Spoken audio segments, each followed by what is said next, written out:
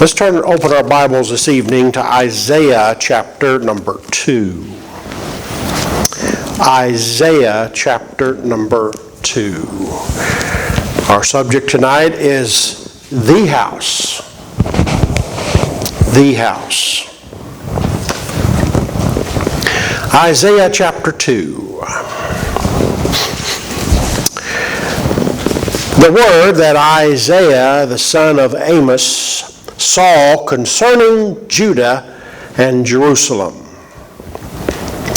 And it shall come to pass in the last days that the mountain of the Lord's house shall be established in the top of the mountains, and shall be exalted above the hills, and all nations shall flow into it. And many people shall go and say, Come ye, and let us go up to the mountain of the Lord, to the house of the God of Jacob. And he will teach us his ways, and we will walk in his paths. For out of Zion shall go forth the law, and the word of the Lord from Jerusalem. And he shall judge among the nations, and shall rebuke many people. And they shall beat their swords into plowshares, and their spears into pruning hooks. Nation shall not lift up sword against nation, neither shall they learn war anymore. Verse 4, isn't that going to be a blessed, wonderful time? When you read in Matthew 24, nation shall rise against nation, kingdom against kingdom, wars, rumors of wars. And are we not living in a day when there are wars and rumors of wars and conflicts, and we just don't know what one nation will do with another? And just recently we remembered 9/11 and the terrible disaster that was brought upon the country. And forgive me, okay, but I'm just grateful that we had a good president then. And if something like that happened today, I'd be concerned about what would happen. But then weapons of war will be turned into implements of farming. There will be no war. There will be no nation against nation. Now, if we go to Isaiah 11, it talks about they shall not hurt nor destroy in all my holy mountain. So God's going to bring peace to this world, and then we shall truly know what it means to have peace. But in verse number 3 is where our thoughts will be to be tonight. And many people shall go and say, Come ye, let us go up to the mountain of the Lord, to the house of the God of Jacob. And he will teach us of his ways, and we will walk in his paths. For out of Zion shall go forth the law, and the word of the Lord from Jerusalem. The house is our subject, the house.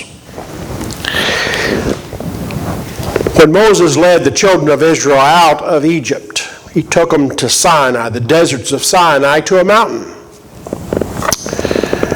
in the Sinai Peninsula. He climbed that mountain and was gone about, how long was he up there? He was up there 40 days, wasn't he? It's a long time. But even when they got there, were they not instructed not to touch the mountain? Because this is God's mountain. But anyway, he climbed up there, and after 40 days came down, and there they were with a golden calf and worshiping and all kinds of lascivious activities and drunkenness and revelings. And a whole bunch of them died, didn't they? Because of God's wrath.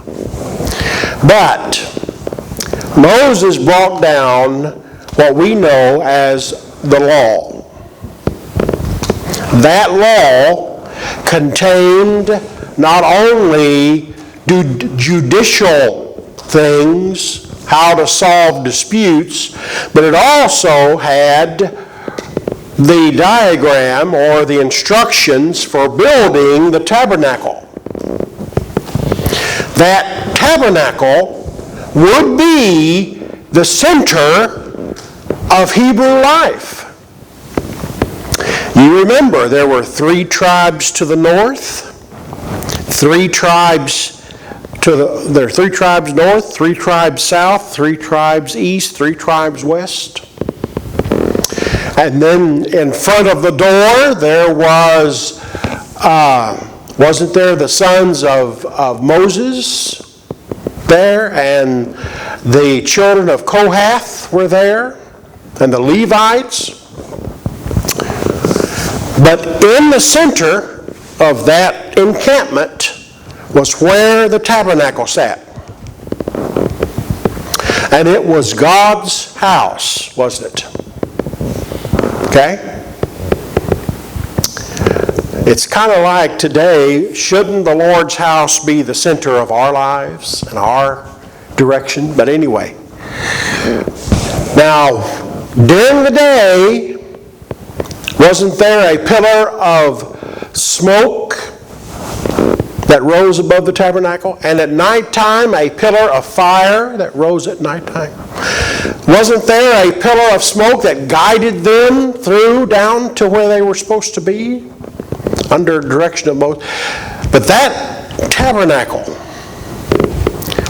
was the center of Hebrew life. Now, a Sabbath day's journey was just about a half a mile. That was all they were allowed to walk, was exactly a half a mile.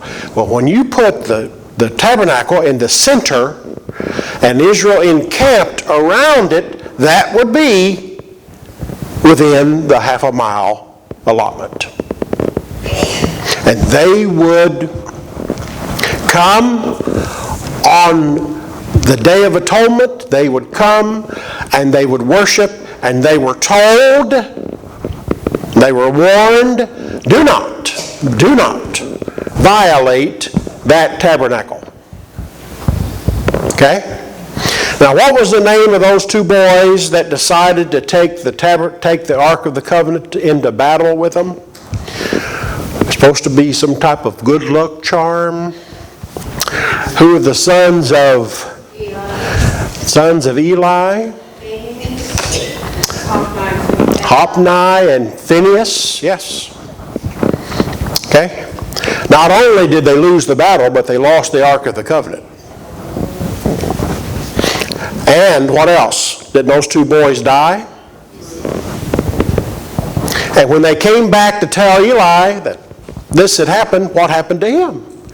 Did he not fall backwards? And he was gone. Okay? So, the instruction, do not violate that tabernacle. Okay? But first of all, let's look in verse 3. In the middle of the verse, he will teach us of his ways. So the house is a place of instruction, isn't it? A place of instruction. Keep your finger here in Isaiah, and let's go back to the book of Psalms.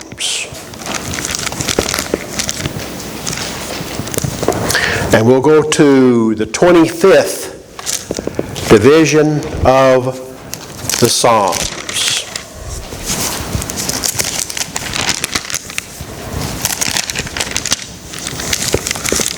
Psalm 25.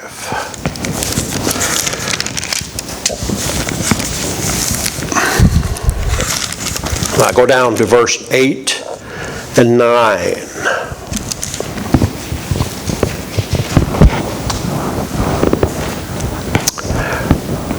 The meek will he guide in judgment, and the meek, will he teach his way. All the paths of the Lord are mercy and truth unto such as keep his covenant and his testimonies. It is not up to us to try to change or reword or work around what is written before us. It is up to us to accept what we're reading and let the Lord teach us. Let Him teach us.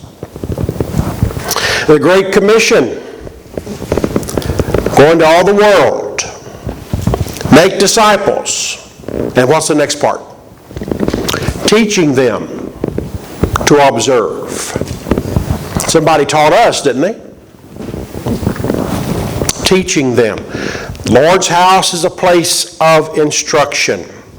Sunday school is a place where children can learn, and some of you were raised in Sunday school. I can remember some of your Sunday school teachers. I remember one of mine and how he was so faithful.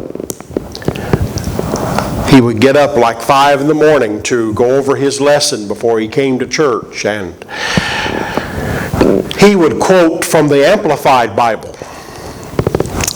a few times, but he was always diligent about teaching the Word. There are some religions that are a lot better teachers than we are, to be honest. But we need to be teaching what the Scriptures present for us. Who was the wise man who built his house? Was it he who built on the sand? Because the one on the sand did not hold up to the storm, did it? But the one that digged deep and found a rock and built his house upon a rock, it withstood the storm. He is like, if a man hears the word and follows it, he is like one who built his house on the rock. James 1 and verse 25, looketh into the perfect law of liberty and continueth therein. He be not a forgetful hearer, but a doer of the work. This man shall be blessed in his deeds. James 1:25. Instruction.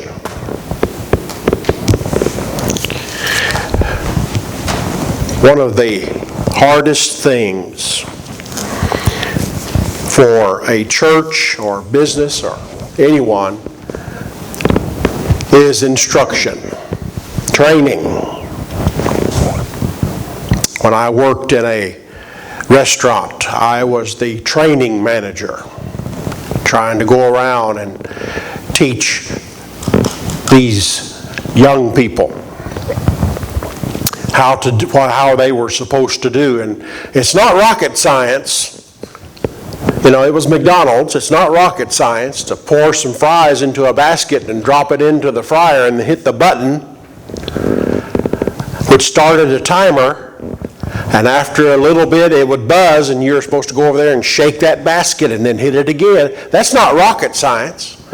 But you'd be surprised how many would have trouble with that. Okay? So I would be the one going around teaching them how to cook French fries. Of course, now that was back in the day when they used animal fat for the French fries. Weren't they much better then? You know?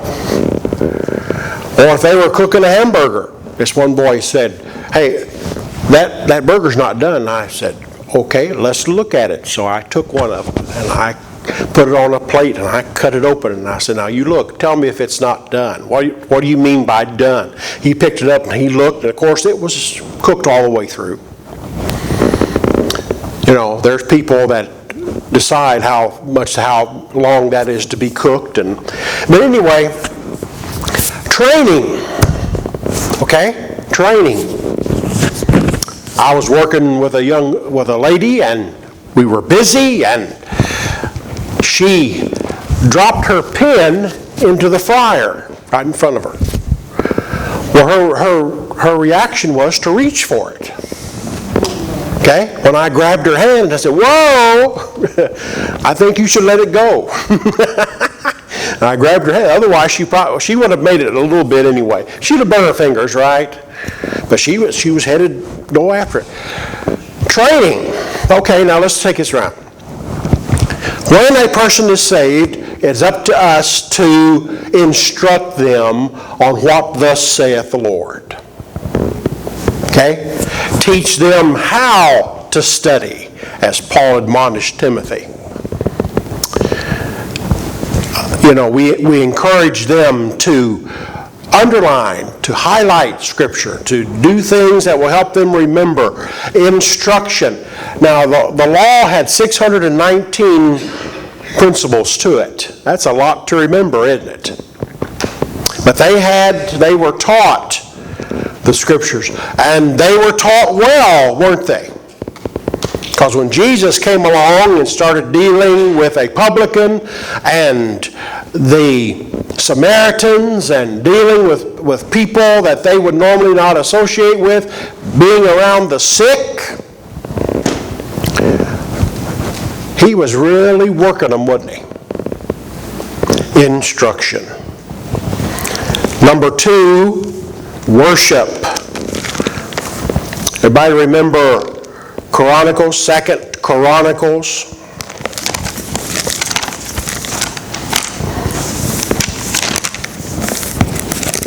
Second Chronicles chapter 7. I was just thinking, you know, Larry has the same problem. You go through the process of hiring this person. You say, now we're going to train you how to operate this machine. And they're there for a couple of days, and all of a sudden they say, I don't want to do this anymore. Well, you spent all this money. You know, we had videos, we had papers, we had things to teach these people how to work in a McDonald's restaurant, and you spend all that time trying to teach them and pay them. They had to clock in to do this, and then suddenly they're gone. Okay? And sometimes that gets a little bit frustrating, because that's just like you wasted your money. You know. But in 2 Chronicles chapter 7, verse 14, if my people, which are called by my name, number 1, humble themselves, 2, pray, 3, seek my face, 4, turn from their wicked ways, then will I hear from heaven and will forgive their sin and heal their land. Notice verse 15. Now mine eyes shall be open, and my ears attent unto the prayers that are made in this place. He's talking about Solomon's temple. In this place. For now have I chosen and sanctified this house, that my name may be there forever. And mine eyes and mine heart shall be there perpetually. And as for thee, if thou wilt walk before me as David thy father walked, and do according to all that I have commanded thee, and shalt observe my statutes and my judgments, then will I establish the throne of thy kingdom according as I have covenanted with David thy father, saying, there shall not fail thee a man to be ruler in Israel. That's a pretty good promise, isn't it? What do you think? Did Solomon stay the course? No. No, he sure didn't, did he? Okay, verse 19, but if ye turn away and forsake my statutes and my commandments, which I have set before you, and shall go and serve other gods and worship them. Did he serve other gods and worship them? Did he marry queens outside of Israel? The Bible calls strange wives. Okay. Then will I pluck them up by the roots, verse 20, out of my land which I have given them, and this house which I have sanctified for my name will I cast out of my sight, and will make it to be a proverb and a byword among all nations. Solomon did not follow God's instructions. So the kingdom would be taken from him and divided. But his namesake required Judah and Bethlehem to remain. The rest he lost. Okay. So we know that worship is important. Psalm 100. Psalm 100. What a good model for worship. 100th Psalm. What a good model for worship. Make a joyful noise unto the Lord, all ye land. Serve the Lord with gladness. Come in before his presence with singing. Know ye that the Lord, he is God. It is he that hath made us, and not we ourselves. We are his people, and the sheep of his pasture. Enter his gates with thanksgiving, into his courts with praise. Be thankful unto him, and bless his name. For the Lord is good, and his mercy is everlasting, and his truth endureth to all generations. Isn't that a great model for worship? He is worthy of our praise. The Samaritan woman in John 4, you say we go to Jerusalem to worship, but the Lord said, God is a spirit, and they that worship him must worship him in spirit and in truth. And one day, people will be worshiping him everywhere, not just in Jerusalem. All right, one more. We have instruction. We have worship, and we could have so many more. But I have one more, and that is sacrifice. Sacrifice. Wasn't that an important aspect of the Hebrew people's worship? Was sacrifice. What were they to bring? They were to bring a lamb without spot or blemish. That lamb had to be among the first fruits, the firstlings of the flock. God always gets first, doesn't he? All through Scripture we see that he is first. When people did not obey that first principle, there was trouble. I'll give you this scripture here. Jeremiah 33, 10 and 11. The sacrifice. Now, we don't sacrifice animals, but we are told about the sacrifice of praise. 1 Peter 2 and verse 5. Hebrews 13 and verse 15. When David was at a threshing floor, the owner offered to give it to him. Give it to the king. And David said, I will not take it. I will not give to God something that costs me nothing. And so David sacrificed. He wanted it to cost him something. And you know, worship should cost us something, shouldn't it? It should cost us something. Because our salvation cost a lot. And he is worthy of our praise. All right, we will stop there.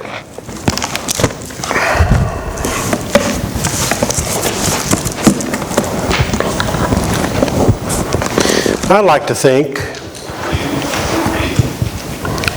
that a church house is a special place where God's people come together to worship. It's a special place. We've set